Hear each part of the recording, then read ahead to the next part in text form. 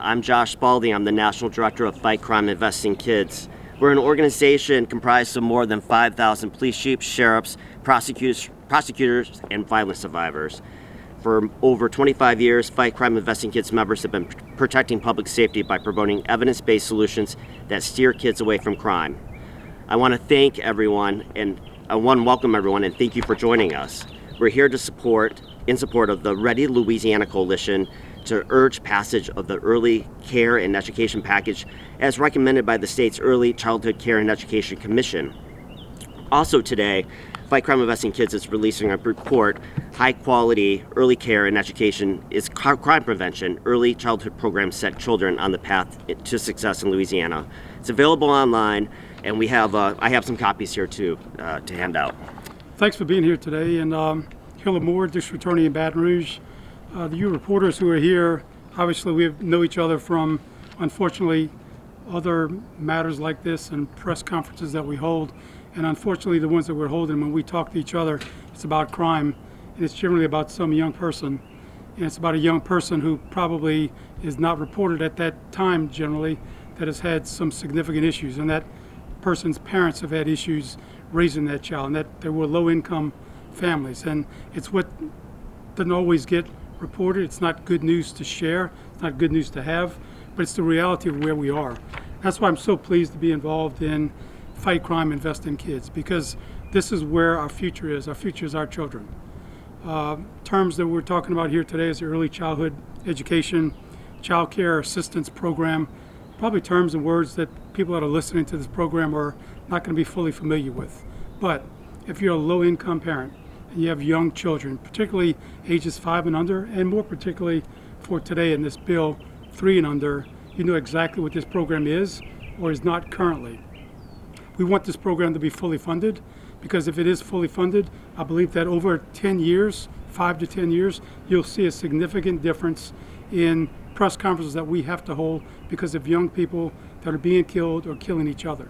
And that's what this is all about. It's about giving a young parent, particularly a young mother, assistance and putting them on the same level as one of us who have a full-time job, have insurance, have retirement, that we're able to afford the best type of education and child care that we can for our children while we're seeking education, while we're seeking employment, because the people who are low-income parents, they have to make a choice. Either I'm going to stay home with my child, or I'm going to try to educate myself and try to get a job, and you can't do both, as you know, from having children or grandchildren. And so this legislation, if passed and if funded, is going to be able to put those low-income parents on an even level with all of us. We all want to succeed, we all want to live in peace and harmony, but mainly we want our children to always succeed. And it's unfortunate what we're seeing. I think that what we see in crime is directly correlated to the lack of education, the lack of access to money for child care and for education. And I believe that this bill is extremely important. I know that the state is grappling with money. Maybe the state's in the best position we've been in for some time, but this money is important not only for this year, it's important for the next 10 years, because a 1-year funding of this or 5 years is not going to make it. This has to be funded over the long term. We have to make sure that it exists in our DNA, in our hierarchy of the state, because it's the future of the state. The future is our children. And if we don't invest on the front end, we're going to keep paying on the back end, and that's not a way for us to live in Louisiana, and particularly in Baton Rouge. So I'm very proud to be here. I'm glad to be invited. And I think that this should be on the forefront of every citizen in Baton Rouge and Louisiana's mind, of protecting all of our children, not just those who we think want to go to college or will go to college and will succeed. It's that giving those kids who may not have hope, who eventually turn to despair and then eventually turn to violence, giving them that hope, giving their parents that hope that they will succeed. Thanks for coming today. All right, thank you, Mr. Moore. Now we'll turn it over to Sheriff Champagne.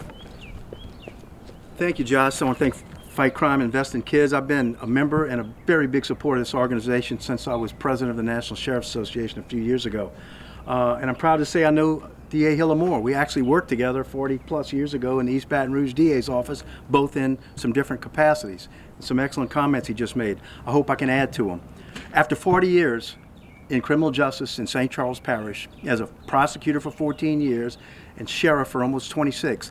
Solving crime and preventing crime is a long-term problem. We're in an instant society. Everybody wants it now. Everybody wants, what do we want? Justice. We want it now. We want quick fixes. We come to this building here on committee here, everybody wants a quick fix. What can we do now? How can we stop the blood on the ground? This is not a quick fix. This is long-term. I love being able to do this. I wish there were hundreds of people here because this is something that really is good and really works. And the studies have shown it. If we're not getting kids into some good child care and they're just floundering out on the streets, they end up not going into high school, they end up not graduating. All you have to do is go to any prison in this country, and on average, 60% of inmates incarcerated in this country right now do not have a high school education. You don't have to be a rocket scientist to figure out the correlation between education and crime. I'm proud in our correctional center that we've provided GED to hundreds and hundreds of inmates during my term as sheriff. But we shouldn't have to be doing that. There's no reason why they shouldn't have high school diplomas. Maybe if they did and they started with early child care, they wouldn't be in the predicament they were in. This is a fix. It's not a quick fix. It's not tomorrow. It's not going to be next year. But this is the way to get it done. And that's, after my years in this business, there is no quick fix. It takes time. So we are also, what, 4th or 5th to last in students who finish high school. That's not a great statistic. Luckily, we're not last, but we're not that far from it. This can change it. These programs can change it. Getting these kids to child care can also help the parents get out of the house, work, do some productive things, provide a better life for their kids. So I would urge the legislature to pass these funding bills. This is easy stuff. Find the money to do this, and it will work. You got to plant a seed to get an oak tree. You don't start with an oak tree. You got to start with the acorn. This is the acorn. Let's plant it. Great. Some great remarks from the sheriff. Now we'll turn it over to Chief Clark. Thank you. Good afternoon. I'm Chief Clark, and I'm from the City of Grambling Police Department, and I'm also the president of Louisiana Chiefs of Police Association.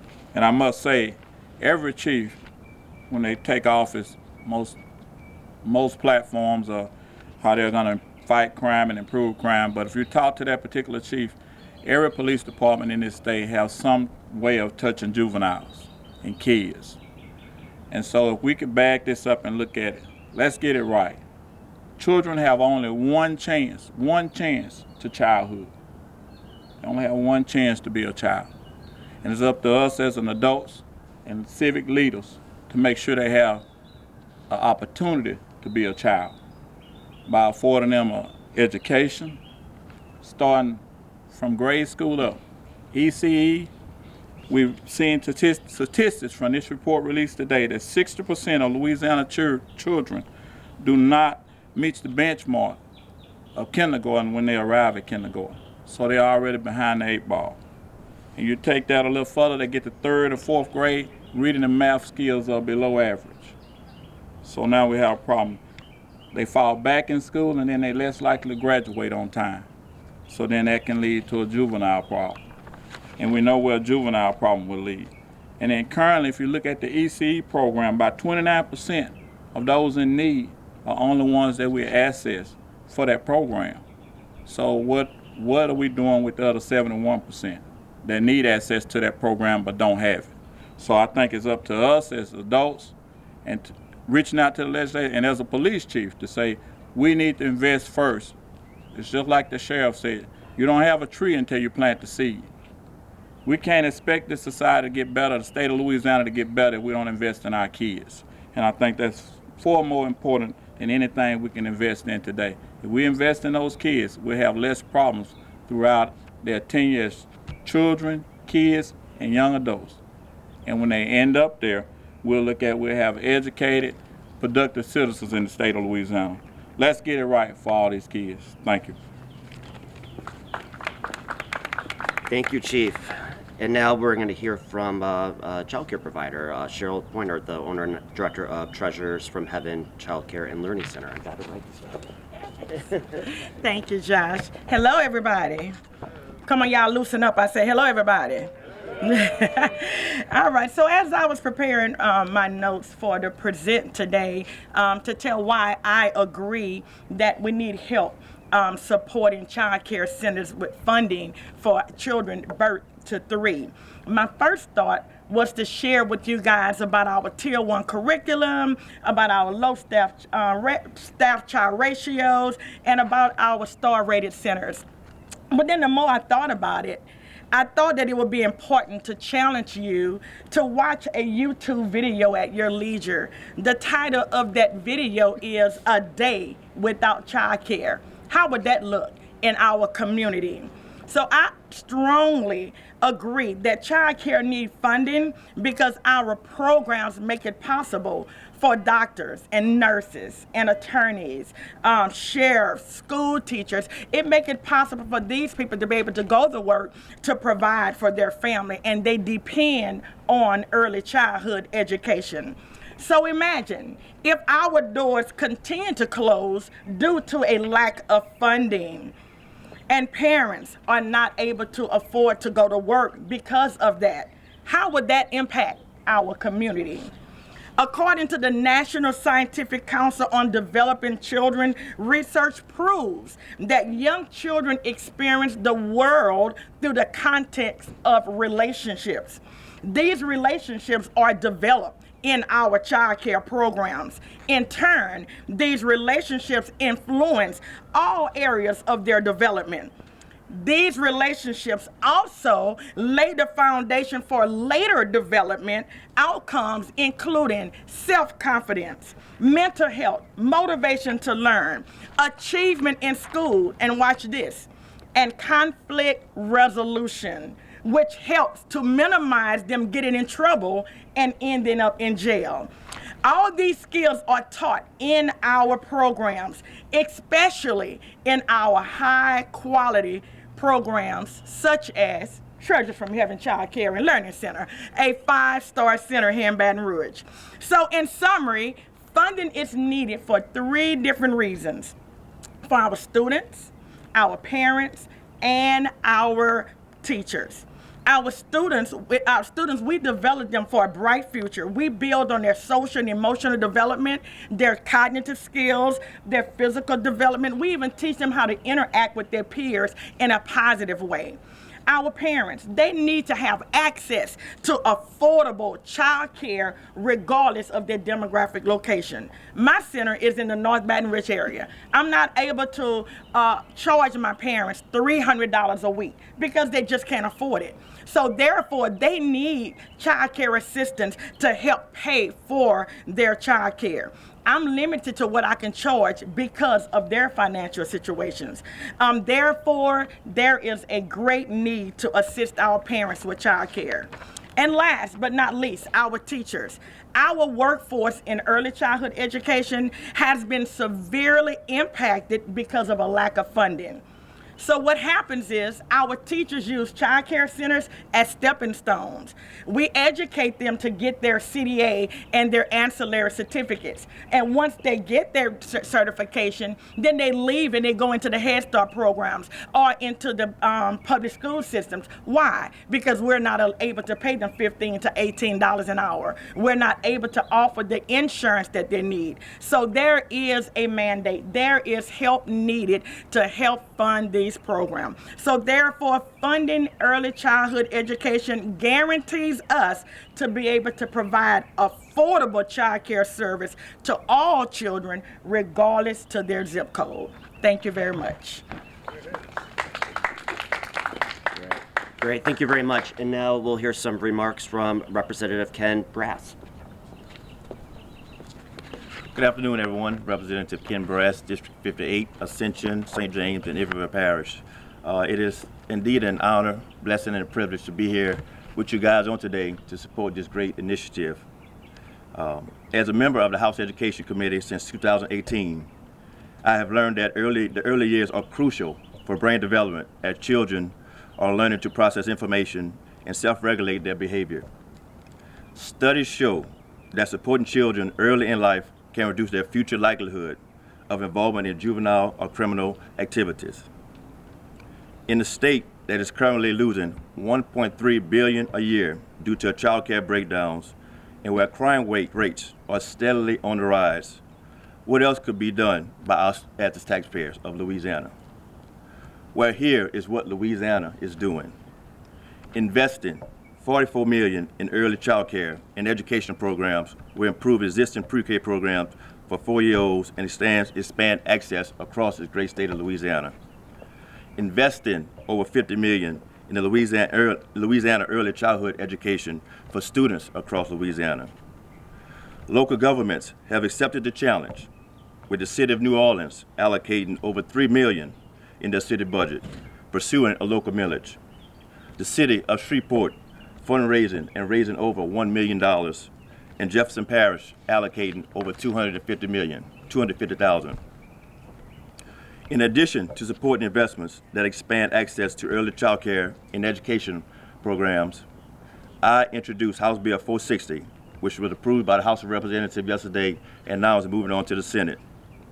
HB 460 allows local governments to invest more in juvenile justice preventive programs that include early access for children from birth to age 3. In conclusion, investing in young children results in direct returns for our state and communities. The more we invest in young children now, the more we will all benefit later. This is a chance to spend taxpayer dollars smartly and wisely as we continue to build and grow our youth across this great state of Louisiana. Thank you.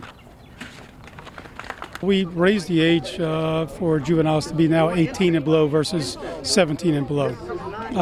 But we didn't do anything to change any of the structure, any of the systems in place to adequately take care of that 1 year that's now different. And 17 to 18-year-olds can be extremely violent and dangerous. And so we have seen the last 2 years, particularly the COVID years, a significant increase in violent criminal activity, not just crime, but it's violent criminal activity, and at the hands of juveniles, either as a victim or a defendant. I want to say last year we had 12 to 14 juvenile homicides committed by juveniles. I mean, that's a significant number compared to years where we normally have 1 or 2. And when you look at those young people, these juveniles, look at their educational history, they're either truant, dropped out of school, none of them have a GED, very bad child care as a child. So that's why this is just so important to us in law enforcement. You mentioned violent crime. What is the link between violent crime and having affordable child care in East Baton Rouge Parish?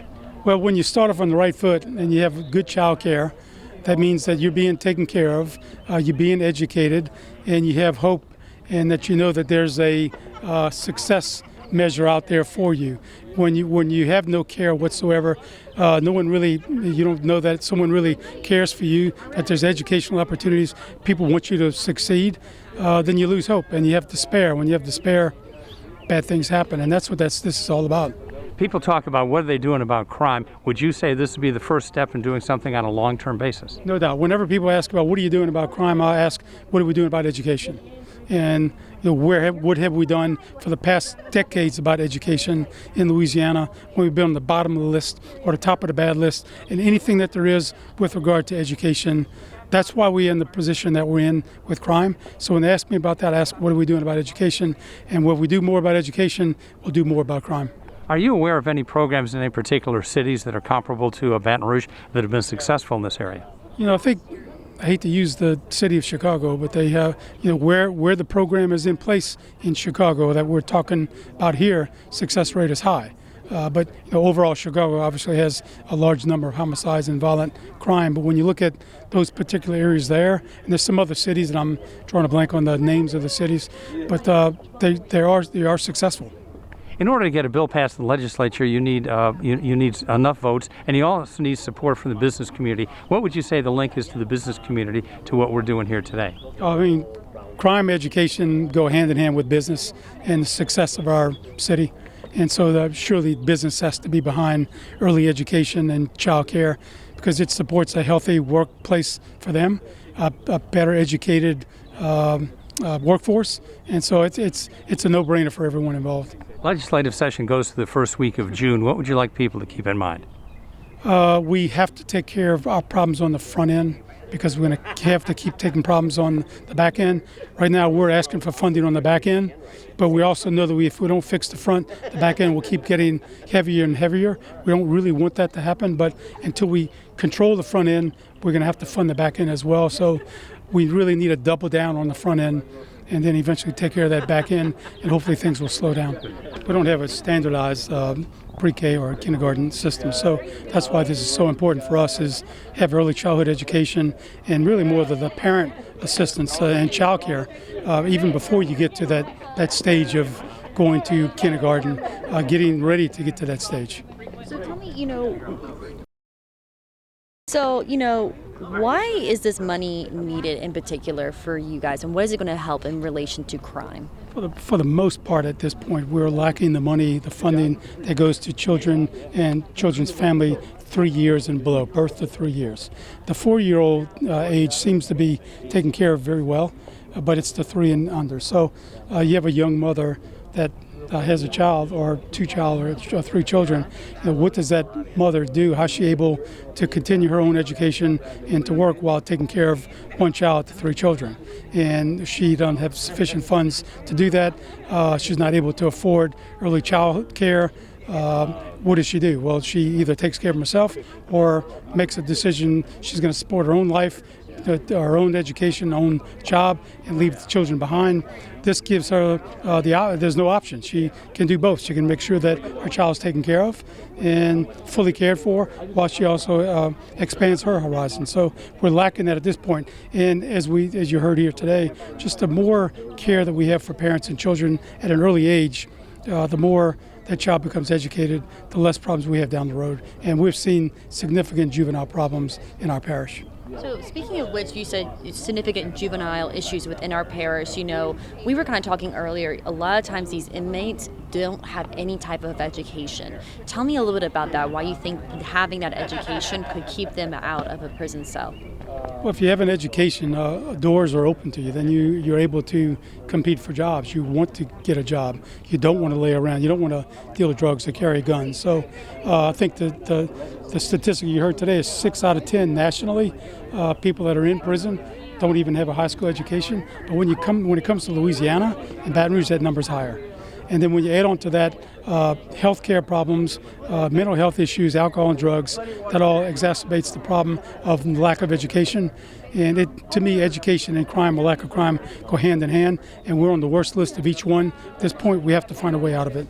So did you base this program off of any other type of programs across the state, or have you been looking or doing a little bit of research and talking with people about it? No, so Fight Crimes, Invest in Kids is a nationwide program, and we're based on other states that they do exactly the same. And so I think this is pretty much universal around the United States, just child care to parents and early childhood education. Louisiana, again, just seems to be lacking.